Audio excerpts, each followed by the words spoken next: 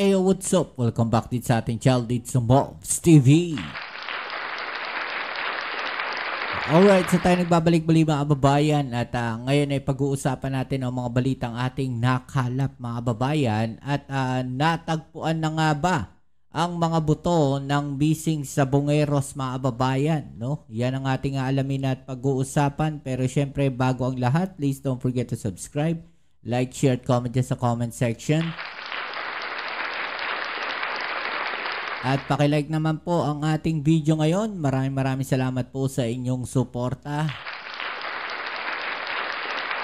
Okay, so kahapon nga lang po mga babayan, no, ay may natagpuan pong sako ng mga buto diyan po sa paligid ng Taal Lake mga babayan. At dahil po sa pagkakatagpo na to mga babayan o pagkuha nito mga buto na to, no, nag-iyakan na naman po ang mga DDS.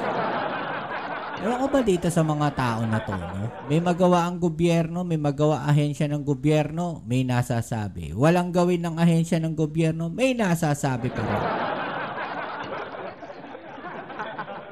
And yet, etong mga buto po na ito, dadaan pa rin sa forensic examination, mga babayan, no? Hindi naman sinasabing may nakuha na buto, yun na kaagad yun. Ito yan mga babayan, no? Ito yung tanong. What if, no, may mag-match? Kasi i-DNA test to What if may nag-match mga babayan, no, dito sa mga buto na to, doon sa DNA ng mga missing sabongeros mga babayan? No, o ano na naman sasabihin ng mga DDS na yan? Sasabihin nila na may kinalaman yung DOJ, alam ng DOJ, alam ng PNP. Diyos me, ito talaga mga DDS na to. Walang ibang matino sa mga pag-iisip yung iba no?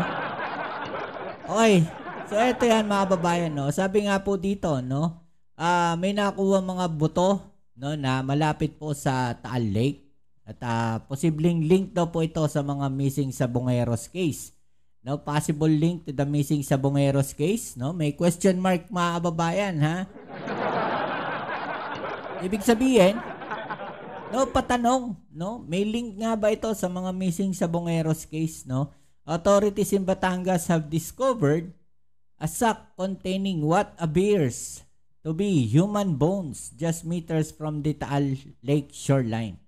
No? What appears to be human bones daw mga babayan. So, ibig sabihin, hindi pa sigurado kung sa tao nga po ito.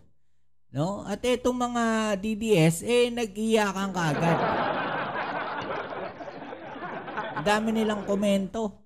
No, the remains are now with SOCO for verification to confirm if they are indeed human and potentially identify the victims. No, iko-confirm pa daw po kung ito daw po ay sa tao, kung buto daw po ito, no, ng tao mga kababayan. Ayan, no. Okay, pati ang sako na yan, no, naging issue po sa kanila. Ano sabi? Yung sako daw na yan mga babayan, no, bakit daw malinis at puting-puti samantalang nakalubog daw yan sa Taal Lake. Sabi nga nung isang komento rito mga babayan, no, many commenters and keyboard warriors on the GMA news page lack of common sense, claiming that the sack was not even dirty. Just mayo, it was placed on a clean one to show it more clearly. Tama naman, diba? Tinanggal dun sa sako na maitim, tapos inilagay sa sakong malinis para makita kung maayos daw po yan. No? Para nakita ng maayos yung mga buto. Hindi naman yan titignan doon sa maruming sako.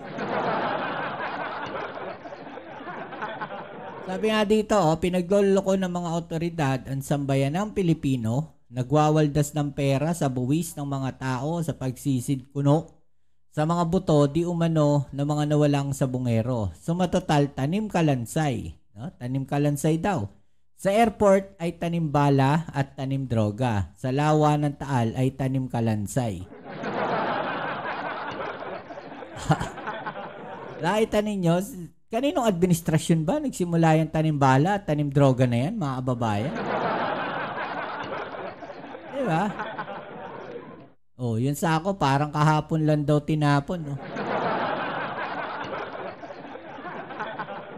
Okay, so eto yan mga babayan, no? Panoorin natin itong balita, no, na kung paano nila kinuha yung sako na yan mga babayan. Kagaya nga po ng sabi ko, no, no nakaraan, what if hindi pala doon sa gitna itinapon, no?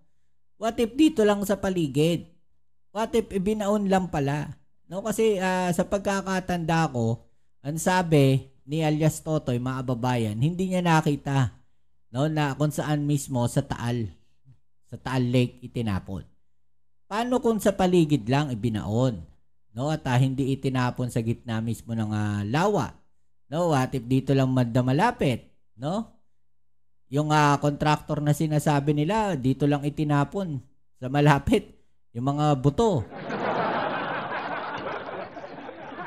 Diba? Oh, sige, tuloy natin, panoorin natin itong balita na to para mas maliwanagan tayo. Pasado alas 3 ng hapon, araw ng Huwebes, nang dalhin sa pampang ng mga otoridad ang puting sakong ito mula sa Taal Lake sa bahagi ng Laurel, Batangas. Nang buksan, tumamban ang mga buto. Ayon kay Calabarzon Police Director Jackie Wangki, nakuha ang mga buto na nakasilid sa sako sa lugar na itinuro ni Julie Patidongan alias Totoy at ang sinasabing whistleblower sa kaso ng mga nawawalang sabungero. Nilinaw naman agad ni Wangki na kailangan isailalim muna sa masusing pagsusuli ang mga nangingitim ng mga buto para malaman kung sa tao ba ito o sa hayop. Nadiskubre ang mga... Okay, isa yan malinaw na sinabi mga babayan, no? Dadaan pa yan, no, sa investigasyon at pagsusuri para malaman kung sa buto nga ba ng tao yan. No? Hindi naman sinabing direct, no, na yan na nga yung mga missing sabongeros. Diba? Buti sana, no, bago nag-react tong mga DDS na to, buti sana sinabi direct na eto na. No, ito na yung mga buto ng missing sabongeros, no? Ito na yung buto ng missing sabongeros, yung ilan. Hindi naman ganoon eh. Diba? Bago kayo mag-react, intindihin nyo muna kung ano yung nilalaman ng balita. React kayo ng react, sablay naman yung react nyo. Diba? Mga buto kasabay ng pagsasagawa ng technical site assessment ng specialized divers ng Philippine Coast Guard sa isang bahagi ng lawa ng Taal kung saan sinasabing itinapon ang mga nawawalang sabongero. Ganito kasi ang mga babayan, no? Yung search and retrieval na yan, hindi naman sinabing mismong doon lang, no, sa gitna ng Taal Lake. Pag sinabing magsi-search and retrieval sila, kasama yung paligid niyan. No, yung mga sa mga shorelines, baka nga naman ibinaon lang doon. No, kahit pa sabihin nating taon na nandiyan yan, baka mayroon pang mga traces, mga babayan. 'Di ba? So posible, no, na nasa paligid lang, or posible rin na medyo malapit lang, no, posible rin nasa gitna. Oh, 'di ba? Kaya nga search and retrieval eh. Ito po ay isang technical site assessment na gagawin po natin ngayon, kaugnay ang Coast Guard, kaugnay ang CIDG at ang DOJ. No? So nandito po tayo, titignan po natin at i-assess natin ang tubig at ang area kung saan gagawin ang search. So hindi po natin expectation ngayon na talagang mag-dive ang ating mga Coast Guard, kundi titignan lang po natin kung ano yung kondisyon ng tubig. No, kung gaano ka-clear, kung gaano ka-murky yung tubig, titignan mo natin ang depth, no? Ang initial po na information na nakarating po sa atin ay 30 meters po ang kalaliman ng lake. Ayon kay Clavano, tukoy na nila ang mga bahagi ng lawa kung saan hahanapin ang mga nawawalang sabongero. Anya, base na ito sa impormasyon mula kay Patidongan at sa iba pang mga bagong testigo. We are confident. We cannot say for certain kung gaano ka-confident po tayo, pero it is worth the effort, it is worth looking into. Kaya, kasi po, sinasabi po natin na lahat po ng information na nakukuha natin, kailangan natin i-validate. Hindi naman po pwedeng may information tayo na kuha, wala tayong gagawin. Ito po ay isang investigation na dati po wala po talaga tayong leads. Ngayon po na lumutang ang isang testigo at all-in na po ang gobyerno dito, mas marami na pong lumapit pa ng mga informants.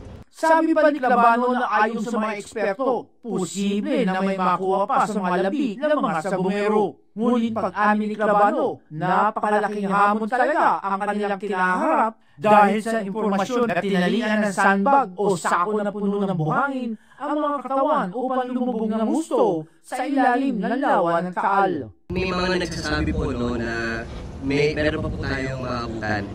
They indicated certain factors, no? Dahil what we're dealing with now is more fresh water. Yung mga dating searches were done in salt water. So there are experts advising us on what we should be looking for. Yun nga lang po, because of the information received by us na may nakatali pong sandbags para may nakataling sandbags para talagang lumubog yung katawan, then it poses a different challenge kasi yung mga katawan na wala namang nakataling ano, lumulutang daw after a while. Ang gagawing paggalugad sa ilalim ng lawa ng Taal ay bahagi ng pagsusumikap ng mga otoridad na ma-resolve na ang ilang taunang misteryo na bumabalot sa mga nawawalang sabungero. Alright, sa mga babayan, no? Magkakaroon pa ng investigasyon tungkol nga doon sa mga nakuwang buto. No? Taliwas doon sa sinasabi o iniisip na itong mga DDS na to. Okay, so yan muna ang ating updates dyan po sa issue o sa usapin, no, o sa kaso ng mga missing sabongeros mga kababayan. At syempre, no, i-comment nyo po sa ibaba ang mga opinion at atin yung pag-usapan. Alright? Nakita-kits tayo sa ating next video upload. Shoutouts tayo sa mga bago natin subscribers dyan. Maraming salamat sa inyo. At sa mga palagi po nandiyan dyan na mga supporters natin. Maraming salamat sa inyo. Kita-kits tayo sa ating next video upload. Ito muli ang yung Kuya Mobs, it's Mobs TV. Peace. I'm out.